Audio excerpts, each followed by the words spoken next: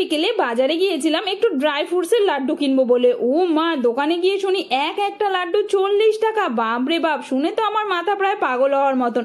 কি করব ভাবলাম, একটু পয়সা যদি জড়ো করি তাহলে বাড়িতেই বানিয়ে নেওয়া যাবে, ব্যাস। আর কি, সাথে সাথেই কাজু বাদাম, তার সাথে আখরোট, বাদাম, মাখানা, আর তার সাথে নিয়েছিলাম মগজদানা।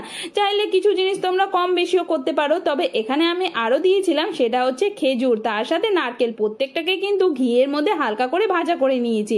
এবার কি নিয়েছিলাম একটু গোঁদ, আর গোঁদ কতটা হেলদি সেটা কিন্তু এখন সবাই জানে। ব্যাস, প্রত্যেকটা জিনিসকে ঠান্ডা করে নিয়ে এবার মিক্সিতে অল্প অল্প করে দিয়ে ভালো করে পিষতে হবে। ভালো করে মানে পাউডার করবে না কিন্তু, একটু যেন দানা দানা থাকে।